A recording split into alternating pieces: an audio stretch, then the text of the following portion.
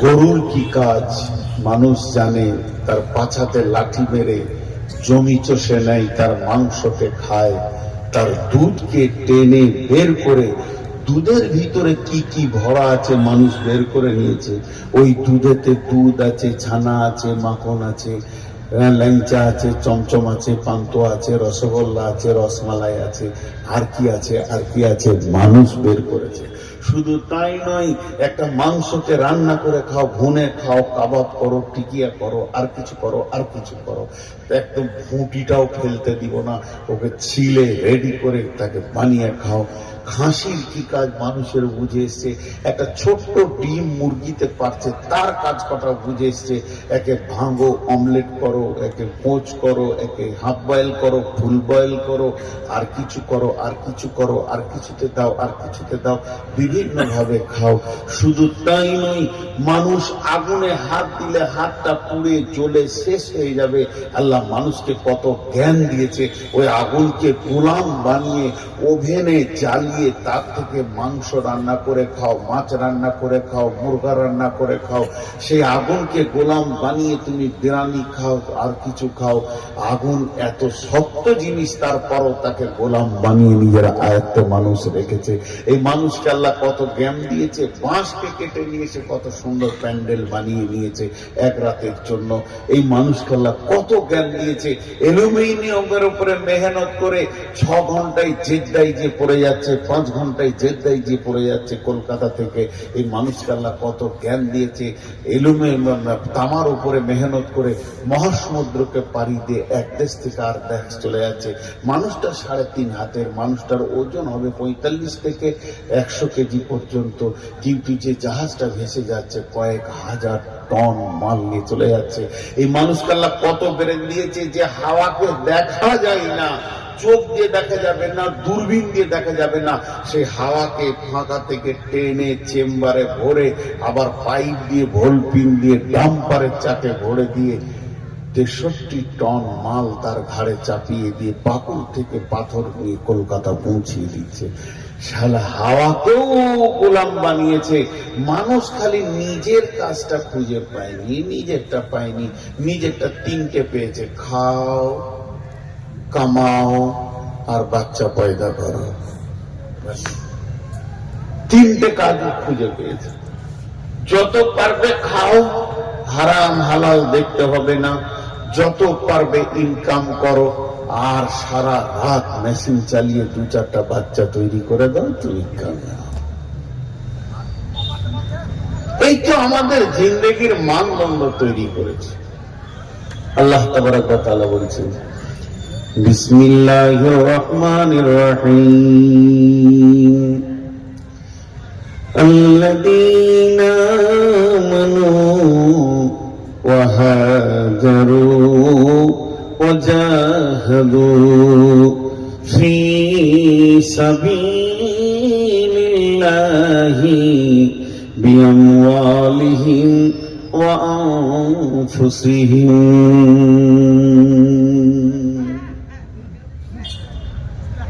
কেউ আছেন ভাই? এই দুটো ছেলেকে 2 থাপড় দিয়ে আসেন, প্রচন্ড কানে লাগছে। কেউ ঠান আস্তে করে যান, বলে আছে, আল্লাযীনা আমানু ওয়া হাজারু ওয়া জাহাদু ফী সাবিলিল্লাহি বিআমওয়ালিহিম ওয়া আনফুসিহিম আ'যামু দারাজাতান ইনদাল্লাহ। ওই মহিলা, ওই মহিলা, ওই যাও, এখান থেকে যাও, সামনে থেকে যাও। এদের হায়া ও লজ্জা বলে কি শোনাই। একদম সামনে চলে আসছে মহিলা মানুষ, দাঁড়িয়ে আছে, এখানে যাবে তো এখান থেকে। কোন ধরনের মেয়ে ছেলে গো, একদম সুজা চলে আসছে এখানে। দেখেন আল্লাহ এবার কাজ বলছেন, তোমরা একটা কাজ করো, তোমাদেরকে 5খানা দায়িত্ব আমি দিয়েছি। 5টা জিনিসকে আল্লাহ তাবারক ওয়া তাআলা কালাম পাকের মধ্যে সূরা তওবাতে তুলে ধরেছেন, আল্লাযীনা আমানু ওয়া হাজারু ওয়া জাহাদু ফি সাবিলিল্লাহি বিআমওয়ালিহিম ওয়া আনফুসিহিম। কাজের বদলাটা পরে বলছি। 5টা কাজ দিয়েছে। ছোট্ট একটা উদাহরণ দিল, উদাহরণ দেওয়ার পর আয়াতের তর্জমাতে যাব। উদাহরণটা হচ্ছে, বাপের পেশার উপরে ছেলেরা আগ্রহী হয়ে কাজে নামে। কথাটা বুঝতে পেরেছেন কিনা? বাপের কাজের যে পেশা, তার উপরে ছেলেরা আগ্রহী হয়ে কাজে নামে। সেটা কেমন? মাঠে আগে আমরা নিজেরা নিয়ে গেছি আব্বার জন্য, ভাইয়ের জন্য টিফিন খাবার মাঠে নিয়ে যেতাম, চাষ হতো। তো মাঠেও নিয়ে গেছে খাবার, বাপ ভাই উঠে এসে এক জায়গায় খেতে বসেছে, টিফিনটা এসে হাত ধুয়ে খায়। তখন ওই ছেলেটা কি করছে? কোদাল নিয়ে খুঁড়ছে। বাচ্চা ছেলে, ওর দ্বারা কাজ হবে না, কিন্তু খুঁড়ছে কেন? ও বুঝেছে এটা আমার ভবিষ্যতের কাজ। তেমনি একটা কামারের ছেলে, শিশু, ওর দ্বারা কোনো কাজ হবে না, তারপরও সে হাপড়টাকে ধরে টানবে, জানবে আমার বাপের কাজ আমার কাজ, ও মরলে এই গদিতে আমি বসবো।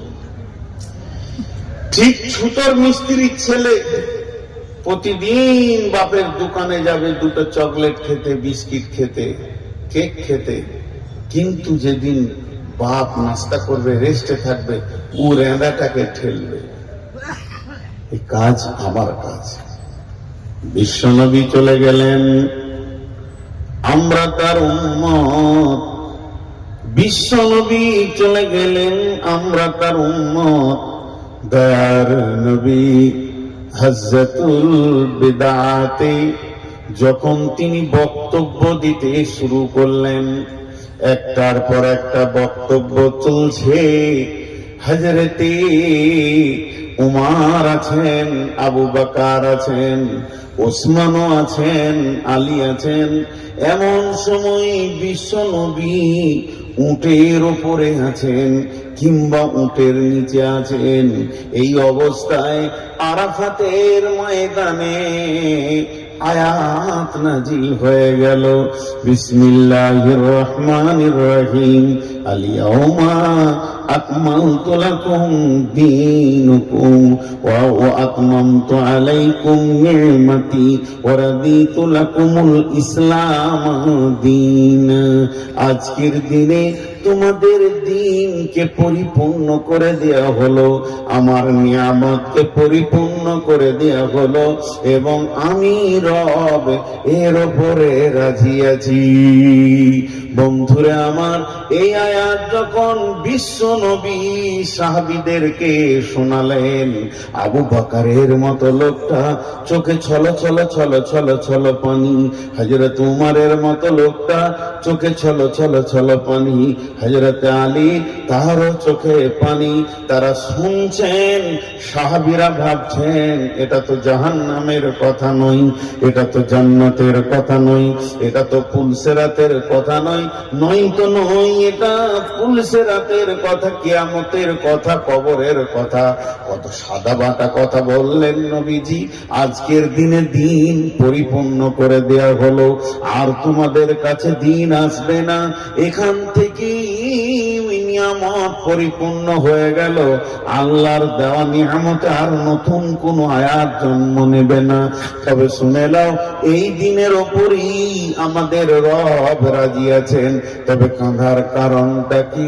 হযরত উমরকে জিজ্ঞেস করা হলে উমর বললেন, বন্ধু তোমরা কি বুঝতে পারছো না? দিন পরিপূর্ণ হয়ে গেছে মানে আর নতুন কোন কানুন তৈরি হবে না, আর নতুন কোন দিন আসবে আসবে না, যতগুলি দেওয়ার ছিল হয়ে গেছে, এখন এই দিন পেছনের দিকে যাবে আর সামনের দিকে বাড়বে না। তার মানে একটা মিস্ত্রি যখন গ্রিল তৈরি করে, যতক্ষণ তৈরি করতে থাকে গ্রিলটার ওজন বাড়ে, যেদিন কমপ্লিট হয়ে যায় সেই দিন থেকে ক্ষয় হতে শুরু হয়। তার মানে বিশ্বনবী যে মাপের দিন, যে কাটিং এর দিন, যে স্ট্রাকচারের দিন আমাদেরকে দিয়ে চলে গেলেন, এই দিনটা আর 20 বছর পর এত সুন্দর আমরা পাবো না। ক্ষয় হতে হতে ক্ষয় হতে হতে ক্ষয় হতে হতে এটা এমন একটা এগিয়ে লেগে যাবে। হযরত আবু বকরকে জিজ্ঞেস করা হয়, আবু বকর তুমি কেঁদেছো কেন? হজ্জাতুল বেদার শেষ বয়ান শুনে আবু বকর বলে, বন্ধুরে ওই আয়াতটা তোমাকে আমাকে কি বলেছে জানো কি?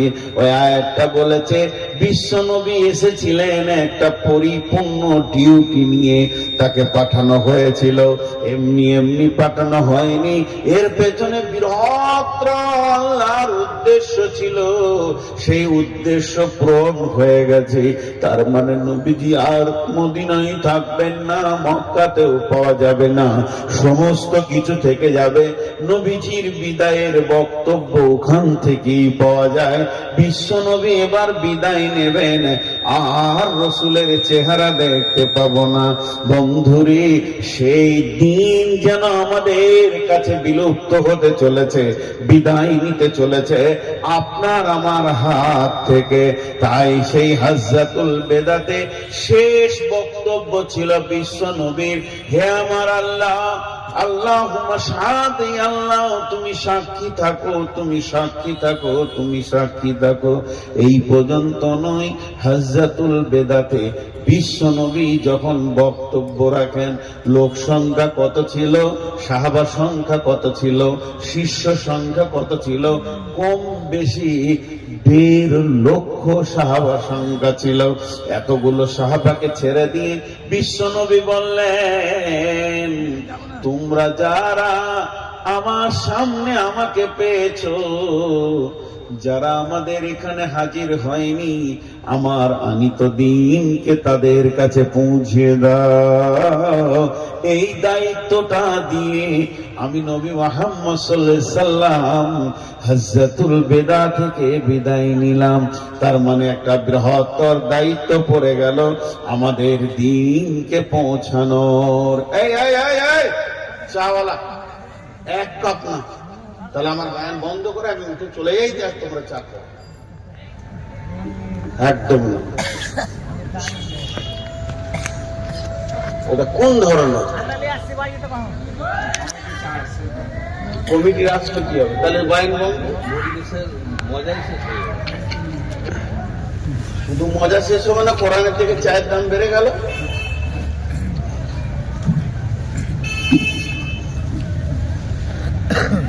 তো হজ্জাতুল বেদা থেকে বিশ্বনবী বিদায় নিয়েছেন, তারপরে মদিনায় ইসফাত হয়েছেন অনেকদিন পরে, সেটা কথা নাই, এটা ওনার শেষ হজ ছিল। তো দিন আমানত, দিন আমানত, দিন আমানত, দিন পৌঁছাতে হবে। ওই জন্যই আয়াতটা আল্লাহ বলছেন। দুটা মজার কথা শুনিয়ে দিই। একটা সাহাবীদের জামানা, একটা এখনকার 2023 না 22 হবে, 22 হবে। দুটি ঘটনা।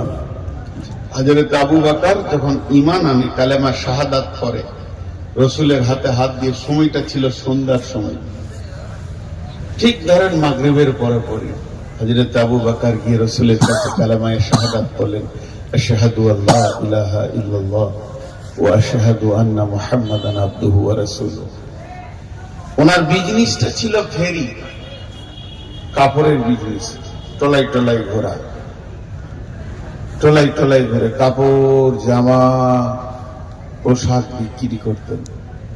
24 ঘন্টা পর রসুলের কাছে আসছেন, কালেমা পরে রাতে ঘুমিয়েছেন, সকালে কাপড়ের বোঝা নেই, রতনপুরের গলি গলি ঘুরছে, কাপড় নেবে, কাপড়, হ্যাঁ কাপড় নেব, এই আল্লাহকে ধরো। তো সন্ধ্যার সময় আবার রসুলের কাছে ফিরছেন। যখন রসুলের কাছে ফিরছেন তখন 10 জন নতুন কালেমাওয়ালাকে নিয়ে, কালেমা পড়িয়ে 10 জন নতুন মুসলমান নিয়ে যাচ্ছে। সাহাবীরা সব রসুলের কাছে কালেমা পড়েনি, সাহাবীদের ভিতরেও কালেমা পড়ানো হয়েছে। 10 জন নিয়ে যাচ্ছেন। আর আল্লাহ রসুলকে যে খুশিতে বলছেন, এ রাসূলুল্লাহ, এই 100 দিরহাম 100 দিনার যেটা হয়েছে এটা আমার দুনিয়া, আর এই 10টা আমার আখিরাতের ফসল। সে কালেমা পড়েছে সন্ধ্যায়, পরের দিনে তার কি কাজ বুঝে এসেছে, আমাদের বুঝে আসেনি। 30 বছরের মুসলমান, 40 বছরের মুসলমান, 50 বছরের মুসলমান, 70 বছরের মুসলমান, কিন্তু আমাদের বুঝে আসেনি। তবে আমাদের একটা জিনিস বুঝে এসছে, বেলা 12টায় বিয়ে পড়ানো হয়েছে, এবার শ্বশুর ঘর কবর আসতে হবে তো বলতে হয়। ওটা খুব সুন্দর বুঝে এসেছে যে আমার বিয়ে পড়ানো হয়েছে মানে আর কামাই দিলে হবে না, কাজ চালু করে দিতে হবে। এদিকটা আমাদের বুঝতে অসুবিধা নেই, বুঝতে অসুবিধা হয়েছে আমি একজন মুসলমান, আমার কাজ কি। জি। আর এই 24 সালে যে ঘটনাটা বলছি, এটাই নদিয়ার ঘটনা। কাটোয়ার নদীতে পার হয়ে, দেবগ্রাম পার হয়ে ডান দিকে একটা মসজিদ আছে। ড্রাইভারকে বললাম গাড়িটা দাঁড় করা। মাগরিবের নামাজ ছিল, আল্লাহর হুকুম সেদিন আবার একটা জানাজাও ছিল মসজিদে। লোক প্রচুর, মসজিদের বার ভিতর পুরা ভর্তি হয়ে গেছে। আমি এক কোণে নামাজ পড়লাম, ইমাম সাহেব সালাম ফিরল। একটা লোক 35 থেকে 40 বয়স হবে এরকম আইডিয়া, উঠে দাঁড়ালো, আসসালামু আলাইকুম। আপনাদের এদিকেও দাঁড়ায়, কেউ হয়তো বলে আমার অসুখ আছে, কেউ বলে আমার অমুক হয়েছে, এই হয়েছে, হয়েছে, কিছু দেন ভাই। কিন্তু উনি উঠে দাঁড়ালেন, আসসালামু আলাইকুম। আউযু বিল্লাহি মিনাশ শাইতানির রাজীম, বিসমিল্লাহির রহমানির রহিম। আমরা যে যা কাজ করব বিসমিল্লাহ বলে কাজ করব। আল্লাহ আমাদেরকে তৌফিক দেন। বসে গেল, কিছু চাইলাম না, কিছুই না। লোক তো অবাক, কোন খাপারে তাগড়া জান, উঁচু মানুষ, সুস্থ মানুষ, সব জানাজার লোক, কে যে যেমন কথা বলতে বলতে, কি ব্যাপার, কিছু চাইলাম না। লোকটাকে জিজ্ঞেস করা হলো পরে, আমরা অনেক লেটে বের হয়েছে, 8-10 জনকে ধরলো, ভাই কি ব্যাপার, তুমি কি বলতে চাইছো? বলছে, আমি একজন মুসলিম, গত 3 দিন হলো নতুন কালেমা পড়েছি। আমি মাস্টার্স কোর্সের ছেলে, MA পাস করা ছেলে। আমি শুনেছি এবং আমি বই পড়েছি, বিশ্বনবী বলেছেন তুমি যতটা জানো অতটা লোককে প্রচার করো। আমি 2 দিনে শুধু বিসমিল্লাহটা শিখেছি, ওটার প্রচারেই আমি নেমে গেছি।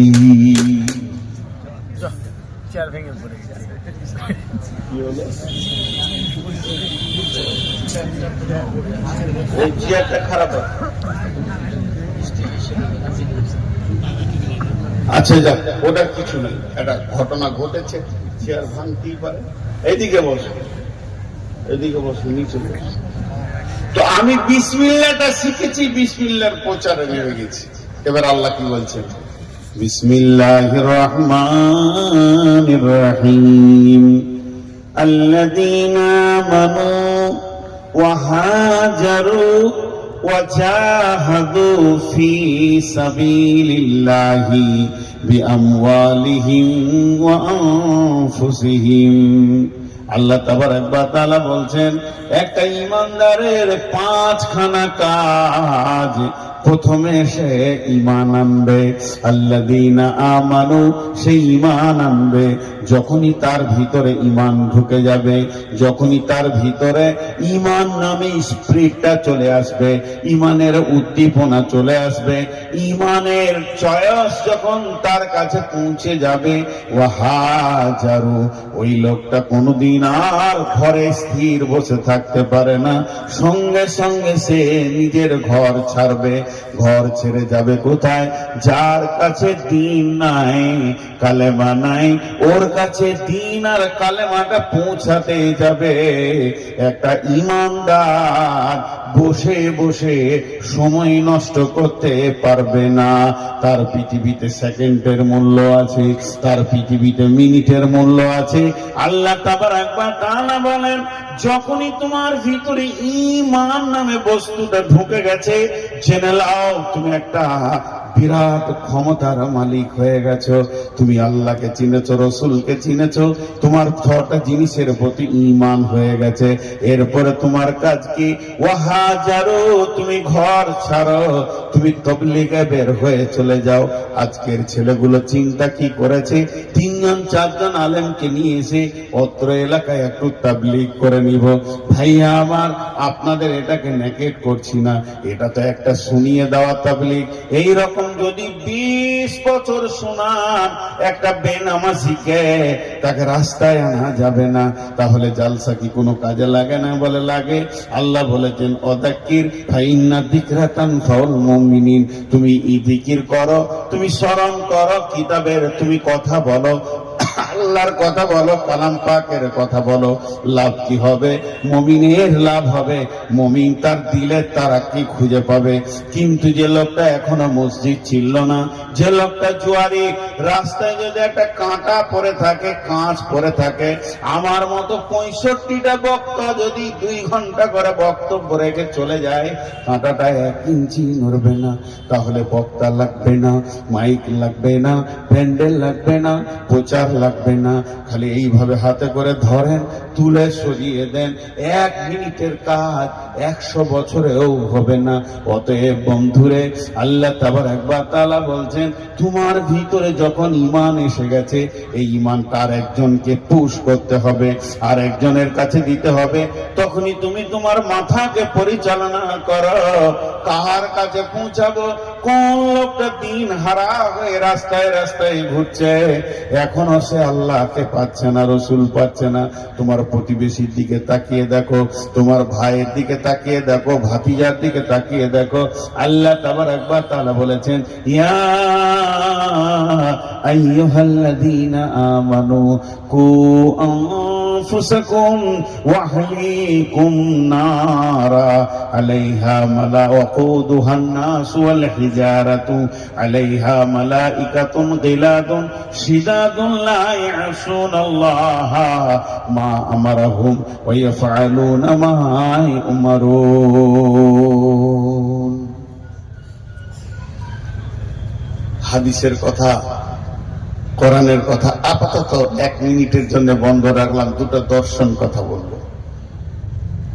আপনারা ভাবিয়েন না যেটা হাদিসে আছে, এটা বুখারীতে নাই, মুসলিমে নাই, আবু দাউদে নাই, নাসাইতে নাই, ইবনে মাজাতে নাই, তিরমিজিতে নাই, নাই তো নাই, বুলুগুল মারামেও নেই। কিন্তু যারা ইসলামকে নিয়ে রিসার্চ করেন, তাদের ব্রেন কম নয়। 2-3টি কথা খালি দর্শন বলবো। ইমাম আহমদ বিন হাম্বল বলেন, সারা পৃথিবীর কোন কোণে, আরেকবার বলছি কথাটা ইমাম আহমদ বিন হাম্বলের, সারা পৃথিবীর কোন কোণে কোন একটা লোক যদি বেকালমা হয়ে মারা যায়, কালেমা পেল না, আল্লাহ পেল না, রসুল পেল না, কোরআন পেল না, হেদায়েত পেল না, লোকটা মারা গেল, তার কাছে কালেমা পৌঁছালো না। পৃথিবীর কোন কোণে কোন একটি লোক যদি বেকালমা হয়ে বিনা দাওয়াতে মারা যায়, ওই লোকটা যে গুনহা হবে, ও যে গুনহা করে জাহান্নাম যাবে, ওই গুনাহটাকে সারা পৃথিবীর মুসলমানদেরকে ভাগ করে দেওয়া হবে। তোরা কেন বসেছিলি বল? ওর কাছে পৌঁছালো না কেন বল? কেন গেল না তুই বল? তোরা কি মাল নিয়ে বসেছিলি? তোরা কি বেটা নিয়ে বসেছিলি? এর জন্য আল্লাহ পরের আয়াতই বলেছেন, যে আয়াতগুলো আমি পড়েছি তার পরের আয়াতে বলছেন, কুল ইন কানা আবাউকুম ওয়া আবনাউকুম ওয়া ইখওয়ানুকুম ওয়া আজওয়াজুকুম ওয়া আশীরাতুকুম ওয়া আমওয়ালুন ইকতারাফতুমুহা ওয়া তিজারাতুন তাখশাউনা কাসাদাহা ওয়া মাসাকিনু তারদাউনাহা আহাব্বা ইলাইকুম মিনাল্লাহি ওয়া রাসূলিহি ওয়া জিহাদিন ফি সাবিলিহি ফাতারাব্বাসু হাত্তা ইয়াতি আল্লাহু বিআমরিহি ওয়াল্লাহু লা ইয়াহদিল কওমাল ফাসিকিন। আল্লাহ তাবারাক ওয়া তাআলা কত সুন্দর করে বলছেন, তুই তোর বাপকে, তোর সন্তানকে, তোর ভাইকে, তোর বিবিকে, তোর বন্ধুকে, সঞ্চিত মালকে, চাকরি বাকরি, গাড়ি বাড়ি, ব্যবসা বাণিজ্যকে, এবং যে ঘরটা বানিয়েছিস সেই ঘরটাকে 8 জনকে মহব্বত দিলি, মহব্বত তোর কাছ থেকে 3 জন পেল না, সময় পেল না, তোর সময় কোলালো না, তোর সময় জুটলো না, তুই সময় দিতে পারলি না, সেই 3 জনকে আহাব্বা ইলাইকুম মিনাল্লাহি, আল্লাহকে দিতে পারলি না, ওয়া রাসূলিহি, রাসূলকে দিতে পারলি না, ওয়া জিহাদিন ফি সাবিলিহি, আল্লাহর দ্বীনকে আগে বাড়ানোর জন্য যে তোকে মেহনত লাগবে, ওই মেহনতে সময় দিতে পারলি না। পেরেছিস আব্বাকে, পেরেছিস ভাইকে, পেরেছিস বন্ধুকে, পেরেছিস সন্তানকে, পেরেছিস বিবিকে, সময় দিয়েছিস অট্টালিকা ঘরের পেছনে, সময় দিয়েছিস ব্যবসা বাণিজ্যের পেছনে, সঞ্চিত মালের পেছনে ধরে সময় দিয়েছিস। আজান হচ্ছে এখন চুপ থাক, আমি ব্যাংকে আছি, আজান হচ্ছে আমি এখন দোকানে আছি, আজান হচ্ছে আমি এখন বাড়ির রাজমিস্ত্রি নিয়ে ব্যস্ত আছি, তুই চুপ থাক, দিতে পারলি না। আল্লাহ বলছেন ফাতারাব্বাসু, অপেক্ষা করো, হাত্তা ইয়াতি আল্লাহু বিআমরিহি, অতদিন পর্যন্ত অপেক্ষা করো যতদিন পর্যন্ত আল্লাহর হুকুম তোমাদের কাছে না পৌঁছিয়েছে। আল্লাহু লা ইয়াহদিল কওমাল ফাসিকিন, আল্লাহ ফাসিকদেরকে কোনদিন হেদায়েত দেন না, হেদায়েতের দ্বার উন্মুক্ত করেন না। আর একটা দর্শন কথা আপনাদেরকে শোনাই, তার আগে একটা ছোট্ট উদাহরণ দিব। চায়ের দোকানে একটা ছেলে খিস্তি করে গালাগালি করছে, হঠাৎ একজন বলছে যে না রে, ওটা অমুক প্রফেসরের ছেলে। তখন আর একজন বলছে হতেই পারে না, খুব কনফিডেন্সের সঙ্গে বলছে, আত্মবিশ্বাসের সঙ্গে বলছে, ওর ছেলে এত নোংরা হবে, হতেই পারে না। পরবর্তীকালে গোপনে নিবিড়ে খবর নেওয়া হলো, ওটা প্রফেসর সাহেবের ছেলে নয়, ওর শালি যেটা মারা গেছে তার ছেলে। এর কাছে মানুষ হচ্ছে, কাউকে বুঝতে দেয়নি। তো এর কনফিডেন্সটা এমন ছিল কেন? বলে ওর বিচেতে এত নোংরা মাল হবে না। এটা উদাহরণ দিলাম। ঠিক একজন দার্শনিক বলছে, বেনামাজি, চোর, লম্পট, দাগাবাজ, সুদারু, জুয়ারি, তারপরে রান্ডি, বেশ্যা, এদেরকে দেখে যদি কারো কলিজাটা না ফাটে, উফ উফ, লোকটা জাহান্নামের দিকে চলে যাচ্ছে, চোখে পানি না আসে। রোগটা দেখেন, এই লোকগুলোকে দেখে ওর কলিজা ফাটছেও না, চোখে পানি আসছেও না। বলছে তুমি খুঁজে দেখে লাগাও, লোকটা রসুলের উম্মত নয়, উম্মতের লিস্টে ওর নাম নেই। কোন দিকে যাবে? হ্যাঁ, কোন দিকে যাব? হায়া সরম লজ্জা বিক্রি করে আছে।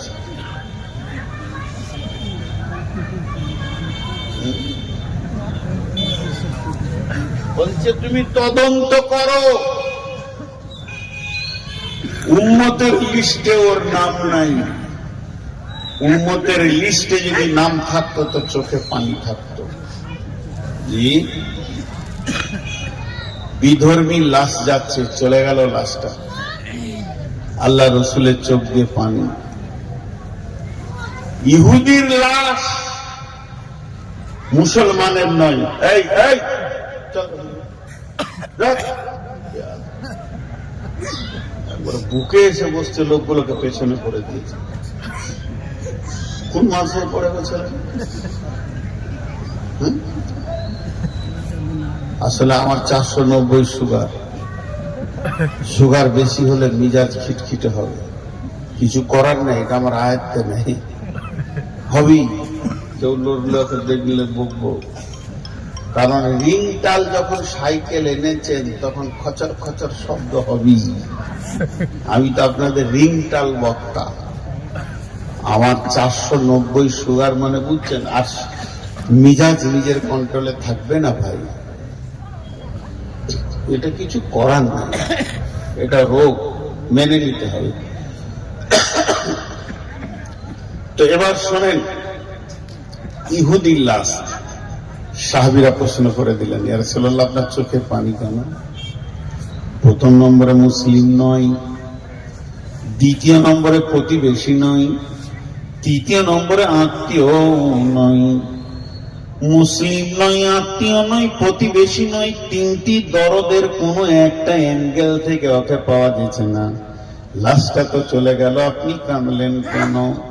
বিশ্বনবী বললেন, হে আমার সাহাবীরা, যদি কালেমা পড়ে নিত তো আগুন থেকে বেঁচে যেত।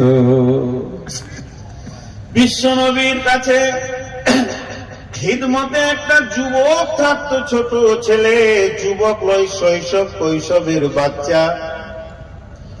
দাঁতনটা এনে দিত, জুতোটা সোজা করে দিত, উজুর পানি এনে দিত। তিনি একাই নবীকে এত ভালোবাসতেন। ওই ছেলেটা হচ্ছে ইহুদিদের ছেলে, মুসলিমের ছেলে নয়। বাইদি বাই নবীজি শুনতে পেলেন ছেলেটি দুদিন আসেনি। হয়েছে কি? বলে অসুস্থ হয়ে বাড়িতে পড়ে আছে। নবীজি বললেন চলো যায়। সাহাবারা জালাম মাজমাইনদেরকে সঙ্গে করে নিয়ে ছেলেটিকে দেখতে গেলেন। ছেলেটি বিছানায় পড়ে আছে, আপ আপ করছে, আর জীবনের মাত্র কয়েকটা সেকেন্ড গুনছে, এরপরে সে পৃথিবী থেকে বিদায় নেবে। আল্লাহর নবী বললেন, কুল ইয়া গোলাম আশহাদু আল্লা ইলাহা ইল্লাল্লাহ ওয়া আশহাদু আন্না মুহাম্মাদান আবদুহু ওয়া রাসূলুহু। হে যুবক, হে বাচ্চা, ওরে গোলাম, তুমি একবার কালেমা শাহাদাতের সাক্ষী দাও, তাহলে তুমি জাহান্নাম আগুন থেকে বেঁচে যাবে। ছেলেটা দেখছে আমি ইহুদি, আমার বাপ ইহুদি, আমার বংশ ইহুদি, আমার গোষ্ঠী ইহুদি, আমি তো নবী মুহাম্মদকে ভালোবাসি। ছেলেটার বাপ ছেলেটার পায়ের কাছে দাঁড়িয়ে আছে। এমন সময় ছেলেটি একবার রাসূলের দিকে তাকাচ্ছেন, আর একবার বাপের দিকে তাকাচ্ছেন। কোন দিকে যাবো রে বাবা, তাল খুঁজে পাই না। এমন সময় ছেলেটির বাপ বলে দিল, বেটা, আবুল কাসেম যেটা বলছে ওটা তুমি করো। যখনই বলে দিল, রসুলের বেটার নাম ছিল আবুল কাসেম, ছোটতে মারা গেছে, সেই বলে আবুল কাসেম যা বলছে, কাসেমের বাপ যেটা বলছে ওটা তুমি করো। ছেলেটি বলল, আশহাদু আল্লা ইলাহা ইল্লাল্লাহু ওয়া আশহাদু আন্না মুহাম্মাদান আবদুহু ওয়া রাসূলুহু। আর সঙ্গে সঙ্গে ছেলেটি মারা গেল। যখনই মারা গেল, বিশ্বনবী সাহাবীদেরকে নিয়ে বের হয়ে আসছেন ঘর থেকে, আর বলছেন ছেলেটি চিরদিনের জন্যে জাহান্নামের আগুন থেকে বেঁচে গেল। বন্ধুরা আমার, শিক্ষা কোথা থেকে শুরু? আহাত থেকে লাহাত, শিক্ষা তো শুরু হয়ে গেছে আলামে আরওয়াতে, আলাস্তু বিরাব্বিকুম। যেদিন জন্ম নেবেন কনে আজান পড়ে যাবে, আর মওতের আগে পর্যন্ত শিক্ষা রয়েছে। তাবলীগ ওই রকম ধরনের বন্ধুরে, তাবলীগ এত গুরুত্বপূর্ণ জিনিস। তাবলীগ বয়স মানে না, যেদিন পৃথিবীতে আসবেন কানে তবলীগ পড়ে যাবে, আজান হয়ে যাবে। তবলীগের এত গুরুত্ব আছে, তাই বিশ্বনবী বললেন কালেমা পড়ে নাও। হযরত উমরের জামানায়, হযরত উমরের বিশ্বনবী ছিলেন না, পৃথিবী থেকে চলে গেছেন। হযরত আবু বকর চলে গেছেন, দাপিয়ে মুসলিম জাহানের যিনি খলিফা হয়ে দুনিয়া করছেন তার নাম হলো উমর। উমরের জামানায় শাম কিংবা সিরিয়াতে এক মাস্তান ছিল, অতল এলাকায় আঙ্গুল ঘুরিয়ে খালি মাস্তানি করত। ওর কথার বাইরে কারো চলার ক্ষমতা ছিল না। ওর নাম ধরলেন জীবিত মত। কেউ যদি ওকে ওর কথার বাইরে চলতো, ওই লোকটি আর পৃথিবীতে বেঁচে থাকার অধিকার রাখতো না। এত কুখ্যাত লোক। বিশ্ব নবী হযরত উমর দুইজন সাহাবীকে পাঠালেন, যাও ওর কাছে গিয়ে কালেমার দাওয়াত দাও। দুইজন সাহাবী একদিন নয় দুদিন নয় হেঁটে যেতে তাদের সময় লেগেছিল 2 মাস। 2 মাস যাওয়ার পর তার গ্রামে গিয়ে পৌঁছালো। জিজ্ঞেস করলো, ভাই অমুকের মাস্তানের বাড়িটা কোথায়? বলে, কোথা থেকে এসছো? ওর নাম তো নিচু। তোমরা কোথা থেকে এসেছো? বলে, আমরা এসেছি মক্কা মদিনা শরীফ থেকে এসেছি। বলে, যাও। তার সামনে গিয়ে যখন পৌঁছালো, তারা গিয়ে বলল, হে আল্লাহর গোলাম, ও আল্লাহর গোলাম, তুমি কালেমা শাহাদাতের সাক্ষীটা দিয়ে দাও, তাহলে তুমি জাহান্নাম থেকে বেঁচে যাবে। আর তোমার মতো একটা হিরোকে নিয়ে ইসলামের অনেক বড় কাজ হবে। ও অনেকক্ষণ বলল, একটু বোঝাপড়া করি। বোঝাপড়া করে বলল, বন্ধু আমি কালেমা পড়বো, কিন্তু 2খানা শর্ত আমার রয়েছে। সেই শর্ত দুটি যদি কেউ মেনে নেয়, আমার কালেমা পড়তে অসুবিধা নেই। লোকটি বলল, প্রথম নম্বরের শর্ত হচ্ছে আমি কালেমা পড়ার পরে পরই উমরের মেয়ের সঙ্গে আমার বিয়ে দিতে হবে। উমর আমার শ্বশুর হবে, আমি তার জামাতা হব। দ্বিতীয় নম্বর শর্ত হচ্ছে উমর 22 লক্ষ বর্গ মাইল, 18 লক্ষ বর্গ মাইল শাসন করছেন, অর্ধেকটা আমার হাতে তুলে দিতে হবে। শ্বশুর হবে অর্ধেক মালিক রাজ্যের, জামাইও হবে অর্ধেক মালিক রাজ্যের। তাহলে আমার কালেমা পড়তে কোনো অসুবিধা নাই।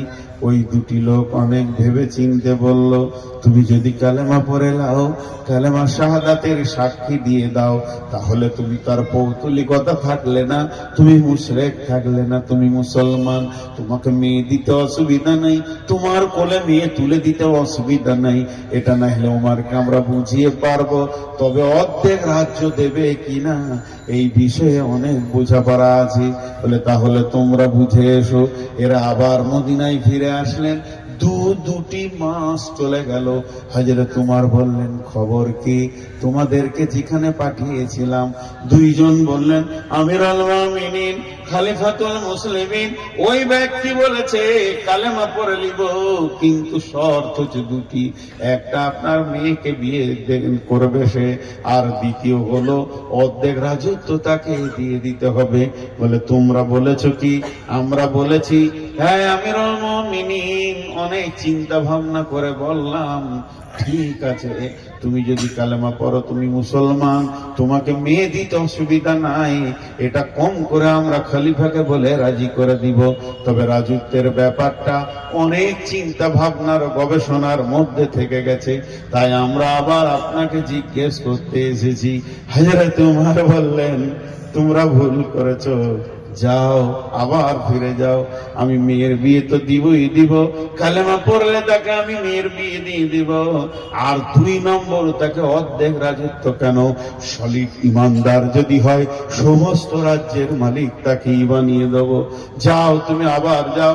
এরা দুজন আবার 2 মাসের পথ হাঁটতে শুরু করলেন। যেতে যেতে যেতে ওই গ্রামে যখন ঢুকছেন তখন দেখছে একটা জানাজার খাট চলে আসছে, আর গাদা লোক রয়েছে তার পেছনে জানাজা সালাত আদায় করার জন্যে। এরা দুজন জিজ্ঞেস করলে, লোকটিকে গো মারা গেছে? বলে, যার কাছে তোমরা এসেছিলে সে বেদিন হালাতে পৃথিবী থেকে চলে গেল। এরা আফসোস করলো, হায় রে কালেমাটা পেল না।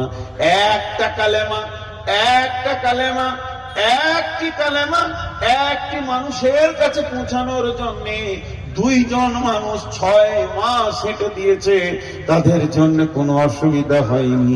আমার মতো বেঈমান মুনাফিক যে বিছানায় আমি শুয়ে রয়েছি, ওই বিছানায় আমার বউটা হলো বেনামাজি, আমার ভাতিজা হলো বেনামাজি।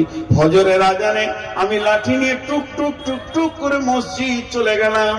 জোয়ান বেটা, জোয়ান বৌমা নাক ডাকিয়ে ঘুমাচ্ছে।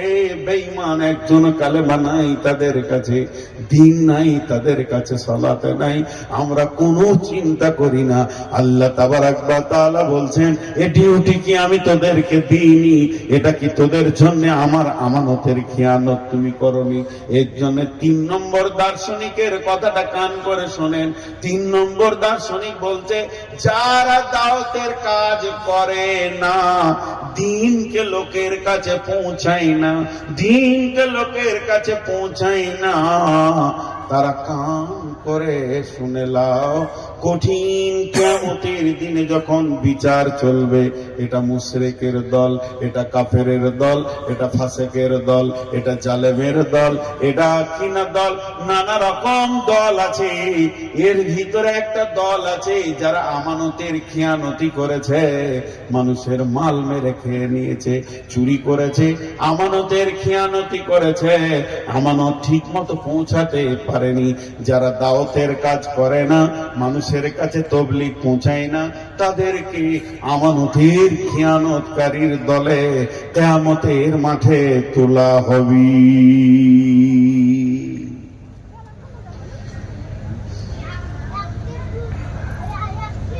আল্লাহু আকবার। দায়িত্ব খালি বুঝে আসছে কিনা, বাস, বেশি কিছু আমি বলবো না। উঠিয়েন না, বসেন। আপনাদের বিরক্ত লাগছে নাকি? না না, দায়িত্ব আমাদের আছে ভাই, কিন্তু আমরা দায়িত্বকে পৌঁছাইছি, শেষ হয়ে গেছি আমরা। শেষ, শেষ মানে একেবারেই শেষ। সূরা গাসিয়াতে আছে, আমিলাতুন নাসিবা তাসলা নারান হামিয়া। আমিলাতুন নাসিবা তাসলা নারান হামিয়া। আমিলাতুন নাসিবাতুন তাসলা নারান হামিয়াতুন। এর মানে জানেন? যারা আমল করেনি, নামাজ রোজা করেনি, জাহান্নাম যাবে। আয়নার মতো উজ্জ্বল কথা। নামাজ পড়েনি, রোজা রাখেনি, হজ করেনি, যাকাত দেয়নি, চুরি বাটপাড়ি জুয়ারি বেঈমানি করে হচ্ছে, ওরা জাহান্নাম যাবে। আয়নার মতো পরিষ্কার কথা, আয়নার মতো পরিষ্কার কথা, এর ভিতরে কোনো ভেজাল নাই। কিন্তু গাদা গাদা গাদা গাদা আমল করে জাহান্নাম যাবে, এটা আবার অনেক ভেজাল। আমিলাতুন এর অর্থ হচ্ছে গাদা গাদা গাদা গাদা গাদা গাদা আমল, আমলে ঢেরি। নাসিবাতুন ঠকে গেছে, আমল করতে করতে করতে করতে করতে করতে ঠকে গেছে। দেখবেন আজকে জালসার দিনে কিছু লোক আছে দৌড়ছে খালি, তখনই এখানে তখনই রান্না, এই ডাকছে, বক্তা ডাকছে, ইউনসে ডাকছে, ও ডাকছে, এই ডাকছে, ওই ডাকছে, এদিকে যা, ওইদিকে আয়, ফলটা নিয়ে, নাস্তাটা দেখ। ও এত সকাল থেকে দৌড়ছে, দৌড়তে দৌড়তে দৌড়তে দৌড়তে ঠিক এশার আজানের পর আমার পাশে যে লম্বা হয়ে হাত পা ছেড়ে বসলো, হ্যাঁ এমন কেন করছিস? বলে সকাল থেকে দৌড়ছি বলছি। এর নাম আমিলাতুন নাসিবা, ঠকা যাওয়া। এত বেশি আমল করেছে যে ক্লান্ত হয়ে গেছে, তারপরে ওই লোকটাকে আল্লাহ বলছেন তাসলা নারান হামিয়া, তুই জাহান্নামে জ্বলবি। লে মজা। আমল করেনি ওদেরটা প্রথমে বলে নিলাম, ওটা তো আয়নার মতো উজ্জ্বলে, এটাকে কি করে পরিষ্কার করব? চারটা তফসির আছে, চারটা। নাম্বার এক, যারা গুনাহ করে, আমল মানে কাজ, যারা গুনাহ করে, এত গুনাহ করে, গুনাহ করতে করতে করতে করতে থকে গেছে, তাসলা নারান হামিয়া, এরা জাহান্নামে যাবে। দুই নম্বর, যারা আমল করেছে গাদা গাদা, কিন্তু তাদের আমলের ভিতরে আল্লাহ নাই, রসুল নাই, কোন দলিল নাই। হাই হোসেন, হাই হোসেন, হাই হোসেন। আপনাদের দেশে কম আছে, পাকুড়ে কিছু আছে। জি, আমি বোলপুর থেকে বাড়ি যাচ্ছি, তো দেখছি ওই পায়ে জুতো পরেনি, ওদের আবার নতুন নতুন নিয়ম, পীর সাহেবকে দেখা করে আসবে, মহরমের চাঁদ উঠে গেলে আর জুতো পরবে না, খালি পায়ে হাঁটছে, কালো কালো পোশাক পরেছে, বড় পতাকা নিয়েছে। হাই হোসেন, হাই হোসেন।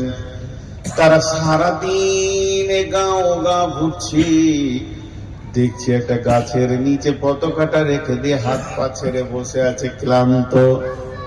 তাদেরকে যদি জিজ্ঞেস করি তোরা এত ক্লান্ত কেন, চোখের পানিতে বলবে ইমাম হোসেনের আমরা দরদ দেখাইছি।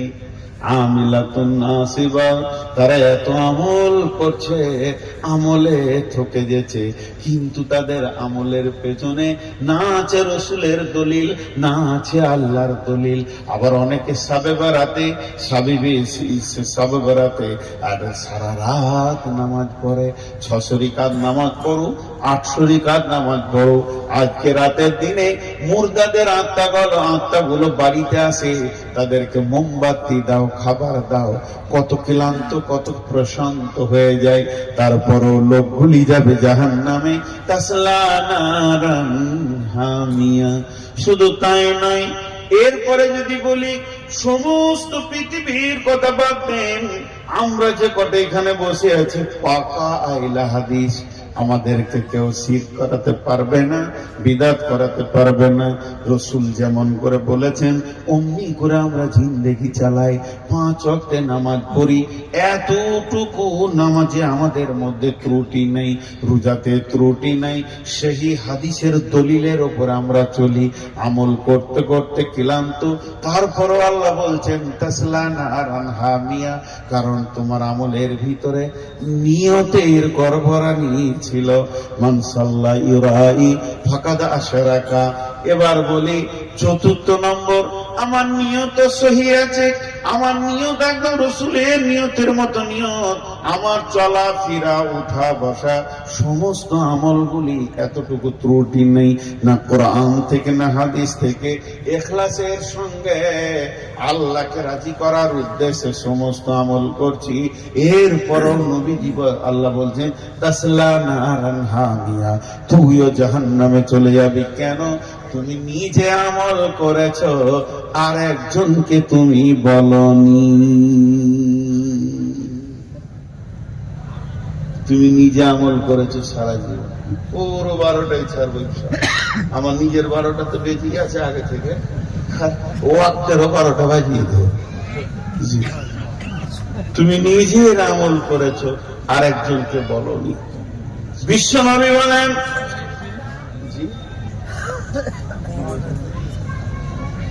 বিশ্বনবী বলেন, শুনে নাও বন্ধু, ও বিশ্ববাসী রে,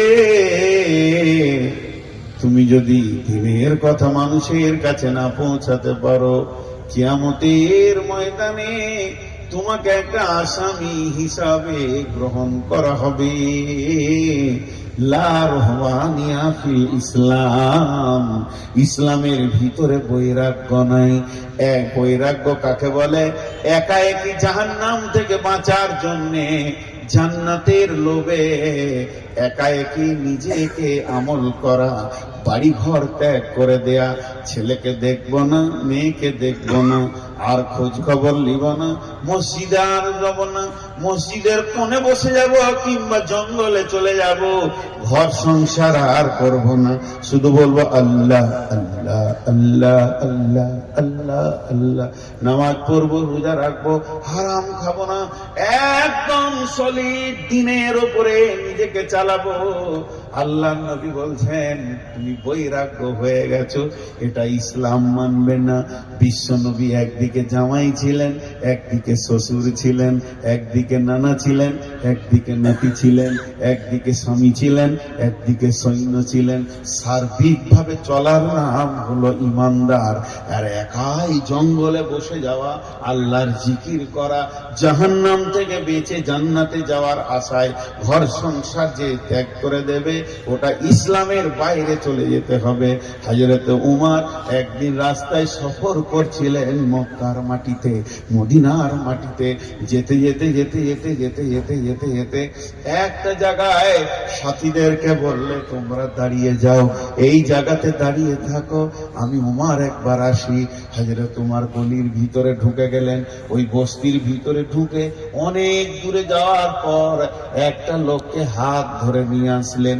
নিয়ে আসার পর বলে একবারে চেহারাটার দিকে তাকিয়ে দেখো, আমিলাতুন নাসিবা তাসলা নারান হামিয়া, আয়াতটা তোমাদের বুঝে আসবে। লোকটার খালি হাড় আছে, শুধু চামড়াটার কারণে হাড়টা দেখা যায় না, আঁতুড়ি আছে কিনা, কলিজা ফ্যাপসা আছে কিনা বলা যায় না, কোপ গুলো ঢুকে গেছে, কানগুলো ঢুকে গেছে, শুধু হাড়ের ওপরে দাঁড়িয়েছে। কেন? লোকটি স্বাস্থ্যবান ছিল, কিন্তু সে প্রতিজ্ঞা করেছে জীবনে বেশি খাবো না, জানটা রাখার জন্য যতটা দরকার অতটা খাবো। ছাতু ভুলে খায়, কখনো সামান্য পানি খায়, কখনো একটা খেজুর খেয়ে কাটিয়ে দেয়। তারপরও আমি একটা সেকেন্ড আল্লাহর জিকির থেকে অন্যদিকে আমি মাথা নিয়ে যাব না। সব সময় ধ্যানে পড়ে আছে লা ইলাহা ইল্লাল্লাহ সুবহানাল্লাহ আলহামদুলিল্লাহ ওয়া লা ইলাহা ইল্লাল্লাহ। এই করে করে করে করে করে সে বিবিকে ছেড়েছে, ছেলে ছেড়েছে, সংসার ছেড়েছে, একাই যেন ধ্যানে পড়ে আছে, বৈরাগ্য হয়ে গেছে। শুধু এই পর্যন্ত নয়, সে নিজে আমল করে কিন্তু কাউকে আমলের কথা বলে না। সে নিজেই আমল করে জান্নাতের আশায় রয়েছে, কাউকে বলে না বন্ধু তুমি এটা করিও না, এটা করো। এই দিক থেকে সে নিজেকে বাড়ি করে নিয়েছে। হযরত উমর বললেন আমিলাতুন নাসিবা তাসলা নারান হামিয়া, এই লোকটি দুটি কারণে জাহান্নাম চলে যাবে। এক নম্বর হলো এই লোকটি ছিল ঈসা আলাইহিস সালামের উম্মত। হযরত ঈসাকে নবী বলে মেনে নিয়েছিল, কিন্তু বিশ্ব নবী ওর হায়াতেই চলে এসেছে।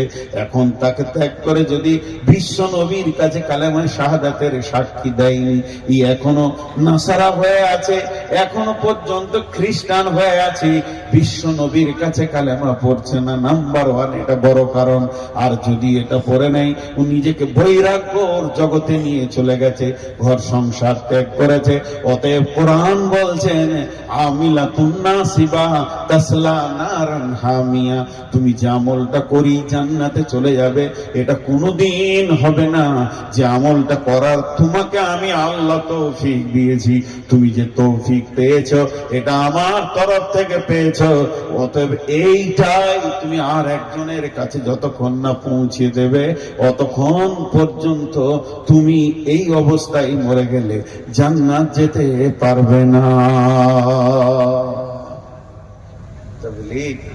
বিশ্বনবী রাষ্ট্র পরিচালনা করেছেন, বিশ্বনবী সংসার পরিচালনা করেছেন, ব্যবসা পরিচালনা করেছেন, রাজনৈতিক পরিচালনা করেছেন।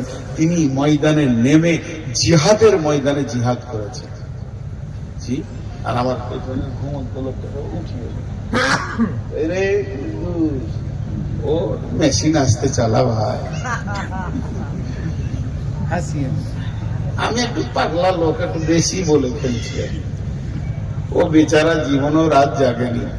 আমার অনেক ছোট, আমার হাঁটুর বয়সে। আমার গ্রামে পড়াশোনা করে যখন আমার কাছে শিক্ষক ভালো কারি, কি করবে প্রতিদিন এই টাইমে ঘুমায়, নাক ডাকবে না তো কি করবে। আমার মতো কেউ আছে পাগলা যে রাত জাগে? জি ভাই, আপনাদের সামনে অনেক অনেক কথা হয়ে গেল, এবার আল্লাহর প্রাইজ কটা শুনিয়ে দিয়ে শেষ করে দিব।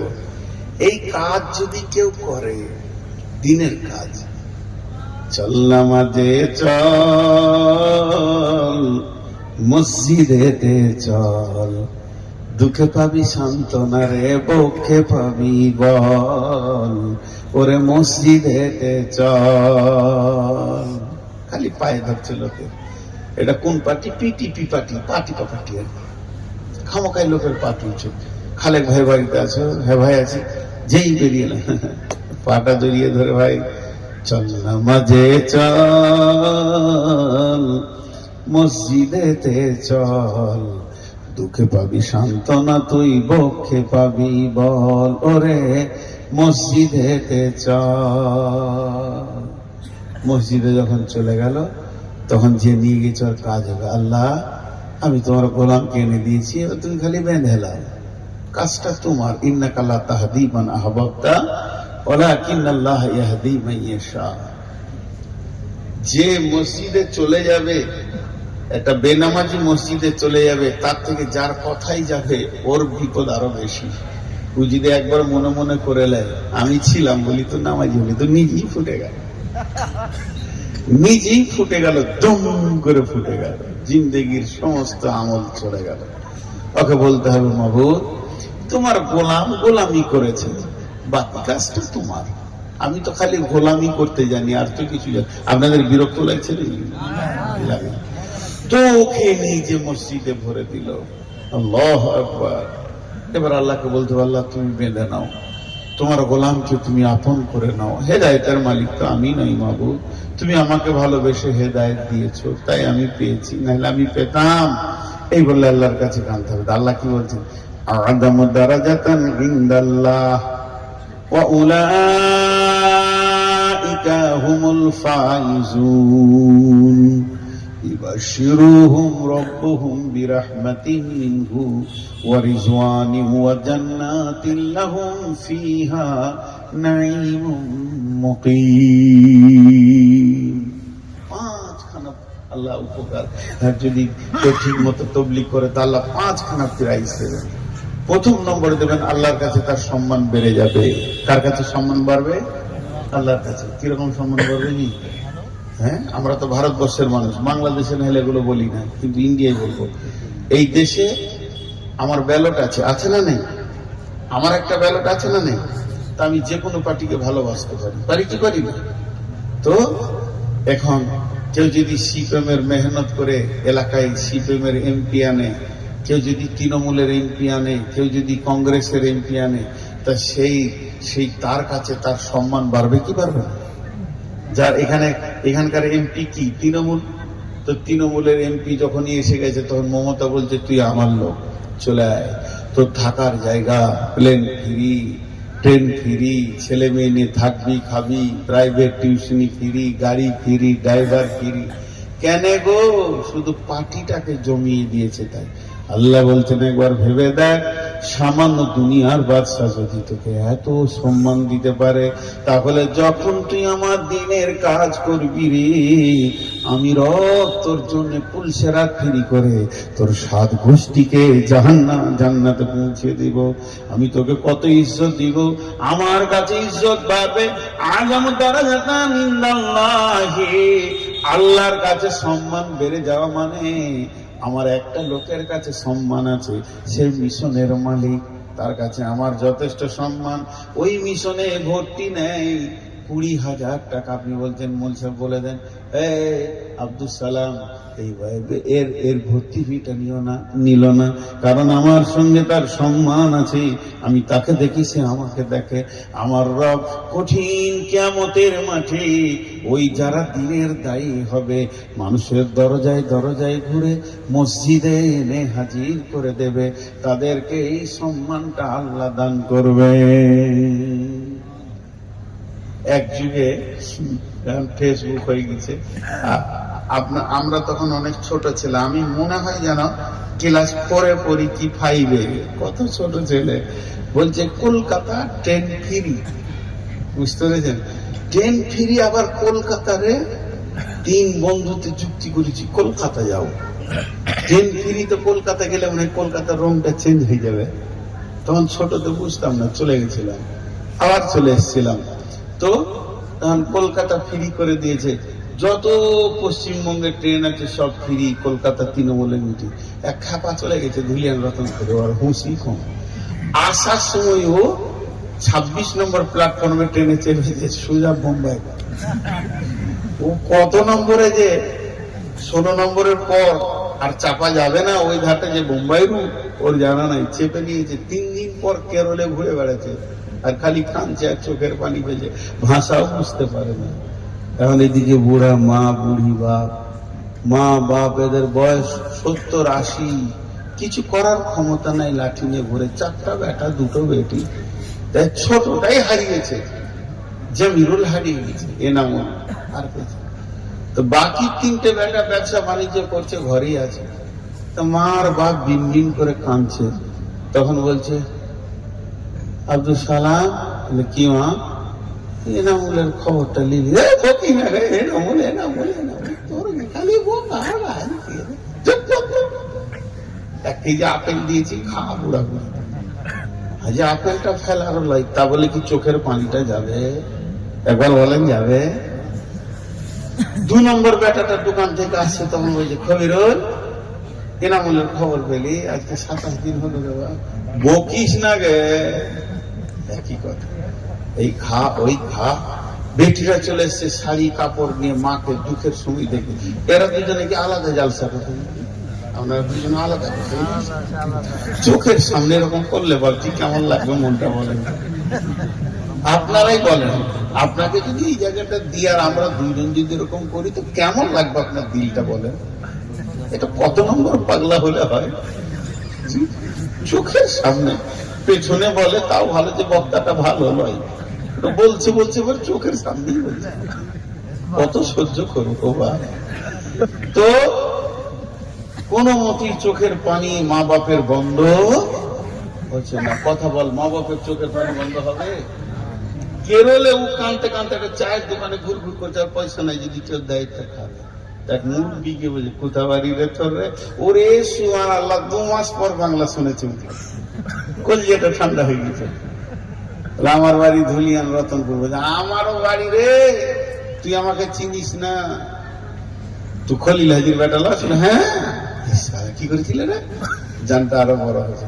তুই জানিস না রতনপুর স্টেশনের পাশে আমার বাড়ি? গরিব মানুষের তো বাপ, এই ট্রেনে ভিক্ষা করতে করতে এত দূরে এসেছি। আমার সার্ভিস কম লাগে, আমার চাকরির রাস্তা বহুত দূর, আবার ভিক্ষা করতে করতে যাব। গভর্নমেন্ট সার্ভিস নয়, নন গভর্নমেন্ট সার্ভিস। মাশাআল্লাহ টাকা পয়সা ভালোই হয়। তো এক কাজ কর, চ আমার সঙ্গে, ওকে উঠিয়ে নিলে, এই ট্রেনে এখানে বসবি, উঠবি না, এদেরতে তোকে কেক দিলাম আর রুটি দিলাম, খা, পানি আছে খা। আমি গোটা ট্রেনটা একবার সার্ভিসটা করে দিই। শুরু করলে ভিক্ষা করতে, এই করতে করতে করতে করতে ওকে ধুলিয়ান স্টেশনে নামিয়ে নিয়ে চলে এসেছে। বলেন মা বাপের দিলটা কেমন হবে? কথা বলে না? ছেলেটাকে ছেড়ে দিয়ে ওই ভিতরে টেকে গালে জড়িয়ে ধরিয়ে ধরবে গলায়, আর গালে গাল দিয়ে গানে গান দিয়ে ওই মুরব্বী হাজি সাহেব বলবে, ভাই আমার, তুমি কোন যুগের আমার মায়ের পেটের ভাই ছিলে, যে উপকারটা করেছো আমি জীবনেও ভুলবো না। বন্ধুরে আমার, পথ ভোলাকে পথ দেখালে বাড়ির মালিক যতটা খুশি হয়, আপনি বেনামাজিকে ধরে যখন মসজিদের দরজায় ভরে দেবেন, আমার রব অতটাই খুশি হবে। বলবে গোলাম রে, আমার একটা পথ ভোলা গোলামকে তুমি এখানে এনে দিয়েছো। আজ আমার দ্বারা জাতানে ইনদাল্লাহ, তুমি আমি আমি তুমি একটা সম্পর্ক গড়ে গেল। ওয়া উলাইকা হুমুল ফাইজুন। এটা তফসির করতে গেলে অনেক লম্বা লাগবে। শর্টে একটা কথা বলে দিই, সবুজ সিগন্যাল দেখেছেন, লাল সিগন্যাল দেখেছেন?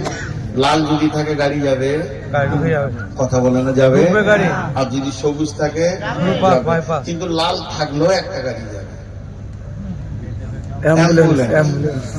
লাল থাকলেও অ্যাম্বুলেন্স যাবে।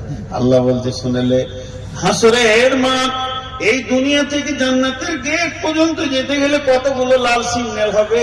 প্রথমে কবরে তোকে প্রশ্ন করা হবে, আটকানো হবে, তারপরে কিয়ামতের মাঠে তোলা হবে, তোকে আটকানো হবে, দাড়ি পাল্লার কাছে তোকে আটকানো হবে, ডান হাতে বাঁ হাতে সার্টিফিকেট দেওয়া হবে, তোকে আর একবার ব্রেক করতে হবে হাউজে কাউসারের কাছে, এরপরে তোকে ব্রেক করতে হবে পুলসেরাতে, তারপরে তুই জান্নাতে যাবি।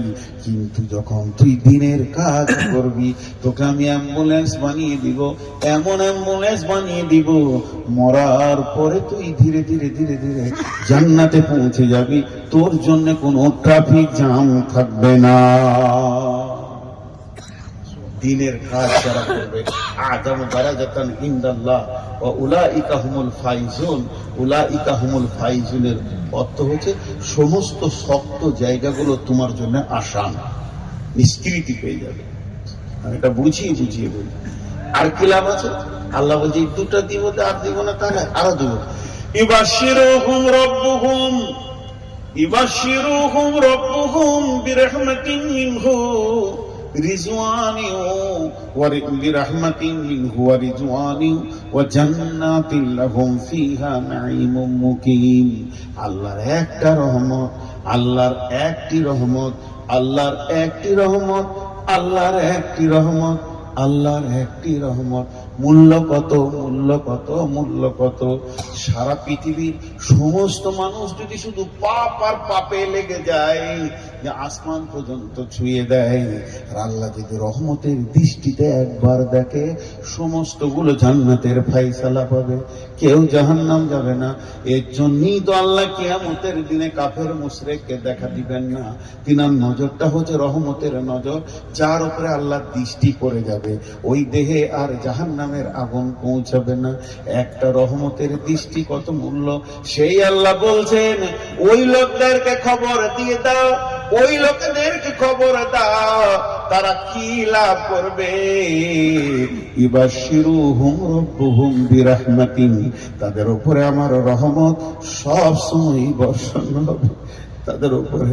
আল্লাহ কোরআনে বলেছেন ইয়াউমা তাবিয়াজ্জু উজুহু ওয়া তাসওয়াদ্দু উজুহু ফাআম্মাল্লাযীনা সুওয়াদ্দাত উজুহুহুম আকাফারতুম বা'দা ঈমানিকুম ফাযুকুল আযাবা বিমা কুনতুম তাকফুরুন ওয়া আম্মা লাম ইয়াজাদ উজুহুহুম ফাফি রাহমাতিল্লাহি হুম ফিহা খালিদুন। হায় আরে নসিব, আমি এখন বয়ান করছি, আমি গেলে তোমাকে বলবো। আমার এখন ভক্ত বহুত হয়ে গেছে, আমি খালি পীর হতে বাকি আছি। আল্লাহ তাবারক ওয়া তাআলা বলছেন ওই রহমত, দামি মহব্বতের রহমত ঝুরঝুর ঝুরঝুর করে তোমার ওখানে বইবে। এখানে বলেছেন ও আম্মালাম ও আম্মাল্লাযীনা বিয়াজ্জাত উজুহুহুম ফাফি রাহমাতিল্লাহি হুম ফিহা খালিদুন। তার মানে যাদের চেহারাগুলো আলো হয়ে যাবে তাদের আমার রহমতের গণ্ডির ভিতরে থাকবে, কিয়ামতের কষ্ট বুঝবে না, হাসরের কষ্ট বুঝবে না, পুলসেরাতের কষ্ট বুঝবে না, তারা আমার রহমতের গণ্ডিতে জীবন কাটাবে। শুধু তাই নয় বন্ধুরে, আর তাদেরকে 4 নম্বর খবর দিয়ে দাও, আল্লাহ তাদের উপরে রাজি আছে। রাজির মজাটা দেখবেন, হাত তুলে দোয়া করা বেদাত, সব বলছে আমার অতটা জ্ঞান নেই, বুঝি না। কথার কথা বোঝানোর জন্য একটা কথা বলছি। এখন ধরেন দোয়া শুরু করে দিয়েছি আমি হাত তুলে, আমার দোয়াটা কি হচ্ছে জানেন? এই আল্লাহ, আমরা যতজন এখানে এসেছি আর ঘর যাব না, এখন আমাদেরকে মেরে দাও। দুজনে বোঝায় এ দান, দোয়া গোলমাল হয়ে গেছে। এই বসেন বসেন, শেষ দিকার জানটা জ্বালাইন না, যাবেন তো চলে যাবেন, এমনি তো সুগারের রুগী, যান যান। আহা, ছেলে পেলে খুঁজছে, অনেক রাত পর্যন্ত পাইনি, কাঁদছে, ছোট ছেলেটা ঘুমায় না, করলে না গেলে কত ভেজাল আছে। এবার শুনেন, আমার দিকে তাকান। এখন দোয়া করছি আল্লাহ আমাদের সবাইকে মেরে দাও, একজনও ঘর যাব না। মনে মনে ভাবছি জালসায় কেন এলাম রে, কোন ভেজালে মুরগি উঠেছে রে, এখনই মরতে যেত। কিন্তু কেউ মরতে চাইবে না। কেন বলেন তো? মরতে চাইছি না তার একটাই কারণ, ঘটবেটা কি মরার পরে আমরা জানি, ঘটবে কি আমরা জানি। কিন্তু একটা কথা বলেন, একবার মুখটা খুলেন, এখনই ধরেন আমি কোনো নবী রসুল নই, আমার কাছে জিবরাইলও আসবে না, তো আমি বোঝানোর জন্য বলছি, এটা অন্য কিছু নয়। ধরেন জিবরাইল এসে বলে গেল আজকে মাহফিলে যতজন আছে আল্লাহ এই টাইমে সবারই উপরে রাজি আছে, সবারই উপরে রাজি আছে, কারো উপর নারাজ নেই, যত পাপ করেছে আল্লাহ সব ভুলে গিয়ে রাজি আছে। আচ্ছা বলেন মরতে মন যাবে কি যাবে না? এখন মনে হবে এই টাইমে বেরিয়ে যাবে, কারণ আল্লাহ রাজি থাকলে আর কোনো টেনশন নেই। তাহলে আল্লাহ রাজিটা কত মূল্য। আল্লাহ বলছেন ওদেরকে সুসংবাদ দিয়ে দাও, আমি তাদেরকে শুধু রহমতে ঘাড়ে রাখবো না, আমি তাদের উপরে রাজি থাকবো। আর কি দিব?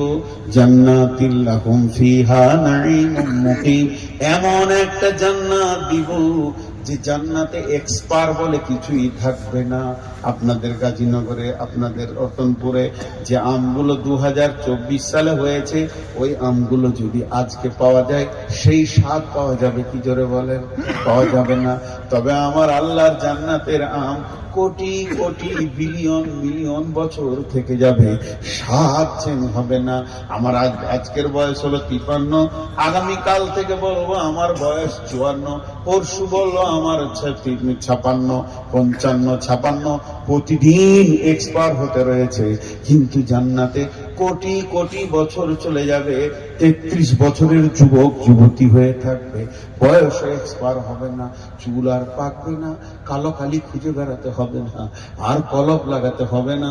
এমন একটা জান্নাতে আল্লাহ দেবেন, নাঈমুম মুকিম, স্থিতিশীল জান্নাত, খালিদিনা ফিহা আবাদা, সেখানে চিরদিন তোমাদেরকে রেখে দেওয়া হবে, আর ফিরে আসতে হবে না। জি ভাই, আল্লাহ কত সুন্দর নিয়ামতের কথা বললেন। নিয়ামত গুলো কত দামি, আল্লাহর কাছে সম্মান বাড়বে। তারপরে আল্লাহ আমাদেরকে ইজ্জত এমন দেবেন, কোন জায়গায় আমার জন্য জাম হবে না, আল্লাহ রহমতের গণ্ডিতে থাকবো, আল্লাহ আমাদের উপরে রাজি থাকবেন, এবং আমরা এমন একটা জান্নাতে যাব যেটা চিরদিন স্থিতিশীল হয়ে থাকবে। তাহলে এই কাজটা অনেক দামি কাজ। আজকে যে যুবকরা তাবলিগি জালসা করেছে বলি, শুধু তাবলিগকে কেন্দ্র করে আমি কথাগুলো বললাম, কারণ এই কাজটা অনেক বড় কাজ, তাবলিগি কাজ। তো এটা তো হলো শুধু মাহফিলের কথা, কিন্তু এখন আমি কালেকশন করব, টাকা পয়সা নয়, টাকা পয়সা নয়, কালেকশন করব 3টে জিনিস, 4টে জিনিস কালেকশন করব। আবার 4টে, বসেন বসেন বসেন বসেন বসেন বসেন, 4 মিনিট লাগবে। বললাম রে ভাই, সব কথা ধরিস না, মাথায় হুঁশ কখন কি বলেছি। তো 4টে জিনিস কালেকশন করব, 4 মিনিট লাগবে। আগামী 1 মাস পর রোজা, সবাই রোজা রাখবো ইনশাআল্লাহ। ইনশাআল্লাহ রোজা রাখবো। 3 জন হাত তুলেছে, বাকি কটা হাত পকেটেই রেখেছে। আল্লাহকে খুশি করার জন্য হৃদয় থেকে মহব্বতের সঙ্গে হাত তুলি, রোজা রাখবো ইনশাআল্লাহ। হাত নামাজ। আচ্ছা, যেগুলো 5 ওয়াক্ত নামাজ পড়ে না, শুধু জুমা পড়ে, ওরা বেনামাজি বেনামাজি বেনামাজি বেনামাজি বেনামাজি বেনামাজি বেনামাজি বেনামাজি বেনামাজি, এরকম যদি ফজর পর্যন্ত বলি তাও হক মিটবে না, আবার একবার দম নিয়ে লাগতে হবে নামাজ টামাজ পড়ে, মানে ওরা নামাজি নয়। তাই এখানে যারা 5 ওয়াক্ত নামাজ পড়ে না, এরকম মাল আছে, ওখানে একটা হাত তুলিয়ে কি করবো ভাই, ওর সম্মানে লাগবে। তো সহজে একটা কথা বলে দিই, আল্লাহ রসুল দিন শিখাচ্ছেন, আর এমন সময় একজনের উঁচু ভেঙে গেছে, তা কানে শোনা যায়নি, তবে নাকে ধরে ফেলেছে। 2টো সিবিআই আছে, তো এই সিবিআইটা ধরে ফেলেছে যে কারো উজু ভেঙে গেছে। তখন ও বলছে, কেউ বলি রে, ও উজু করে আয়, মসজিদে বসে বসে। এবার যে খারাপ কাজ করেছে বুঝাবে সহজে, আল্লাহর নবীও হালকা করে বলছে, যাও গো উজু টুজু করেছো বাবা, দিন শিখছো। তখন হয়তো তোমার মুখ খুলে দিলেন, ইয়া রাসূলুল্লাহ, একটা কাজ করেন, কিছুক্ষণ সবাইকে ছেড়ে দেন, হাত মুখ দিয়েছে বলছি ভেজাল কিছু বলে কি না, ভেজাল কিছু কি না, যার ঘটেছিল সেও বাঁচলো, যার ঘটে নেই সেও বাঁচলো। তো আমি এখানে নামাজি বেনামাজি কিছুই বলছি না, আমরা সবাই আজ থেকে আর নামাজ ছাড়বো না। আমিও ঠিক মতো নামাজ পড়তে পারছি না, নামাজের হক আদায় করতে পারছি না, আমিও একটা বেনামাজির নামান্তর হয়ে আছি, নিজেকে ভাবছি যে আমি নামাজি, কিন্তু আসলে আল্লাহর খাতাতে আমি বেনামাজি। এই জন্য সবাই হাত তুলবো। এই সাথে একটা বেনামাজি যদি আজকে মসজিদে ঢুকে যায়, তো এই জালসাতে যত লক্ষ টাকা চলে গেছে ওটা কামিয়াব হয়ে উঠে যাবে ইনশাআল্লাহ। এর জন্য আমরা বলি আর নামাজ ছাড়বো না। যারা বলেন ইনশাআল্লাহ। দেখেন আপনাদের সভাপতি কতজন দিয়েছিল, আবার হাত নামাচ্ছে, হাত তুলে থাকেন, দোয়া দিব আর নামাজ ছাড়বো না। বলেন, নিজের মুখে বলেন আর নামাজ ছাড়বো না। এই আল্লাহ তুমি আমাদেরকে কবুল করো, এই হাতগুলোকে কবুল করো। তাহলে দুইটা কালেকশন হলো, কালেকশন ভালোই হলো, কালেকশন কম হয়নি, এটা দুটা কালেকশন হলো। আর সর্বোপরি শেষ কালেকশনটা নিচ্ছি যে আমরা বাড়ি বাড়ি তাবলীগের কাজ করবো ইনশাআল্লাহ। যে যাকে পারবো, নিজের ভাই ভাতিজা বন্ধু যাকে পারবো, কারণ দেখবেন কোম্পানি তার অ্যাডভার্টাইজ ঠিক টাইমে ভরে দেয়। আমি বন্ধু বান্ধব চলাফেরা উঠা বসার ভিতরে আমি দাওয়াতের কাজ করবো। জোরে বলেন ইনশাআল্লাহ, জোরে বলেন ইনশাআল্লাহ। আর একবার হাত তোলা করাবো, সেটা হচ্ছে কোনো হারাম দ্রব্যে আর হাত দিব না। তাস, লুডু, দাবা, ক্যারাম বোর্ড, মদ, জুয়া, তাস আর হাত দিব না ইনশাআল্লাহ। আমি আল্লাহর কাছে এবার দোয়া করছি, আপনারা বুঝে বুঝে আমিন বলবেন। এই আল্লাহ, আমরা তো ইরাদা করার মালিক, আল্লাহ তুমি তো আমাদেরকে শক্তি না দিলে আমরা ইমানের পথে আসতে পারবো না, বিধায় তুমি আমাদেরকে শক্তি দাও। এই আল্লাহ, এই মহফিলের আয়োজন যারা করেছেন, শোনার জন্য যারা এসেছেন, সকলের জন্য এই মহফিলটা দুনিয়ার জন্য হেদায়েতের জারিয়া বানিয়ে দাও, আর আখিরাতের জন্য নাজাতের জারিয়া বানিয়ে দাও। আল্লাহ, আমার মতো বেঈমানটা চেয়ারে বসে, এই লোকগুলি যত বেঈমান একদিকে চাপাইলে যে ওজনটা হবে তার থেকে 99 গুণ বেঈমান আমি নিজে। আল্লাহ, আমাকে তুমি হেদায়েত দাও। হে আল্লাহ, শ্রোতা বক্তা উভয়কে তুমি হেদায়েত দাও। আল্লাহ, আমাদের প্রত্যেককে তুমি হেদায়েত আম করে দাও। সারা পৃথিবী যত মুসলমানের উপর অত্যাচার করছে বেঈমানের, আল্লাহ তাদেরকেও হেদায়েত দাও। তোমার কলমে যদি হেদায়েত না থাকে তো ধ্বংস করে দাও আল্লাহ, তাদেরকে নিষ্মূলে শেষ করে দাও। এই আল্লাহ, আমাদের মা বাপ ভাই বোন আত্মীয় স্বজন, চিকিৎসক ডাক্তার মাস্টার ইমাম মজ্জিন, আমাদের ওস্তাদের ওস্তাদ, ছোট যার কাছে কায়দা পড়েছি, আমা পড়া পড়েছি, বুখারী পড়েছি,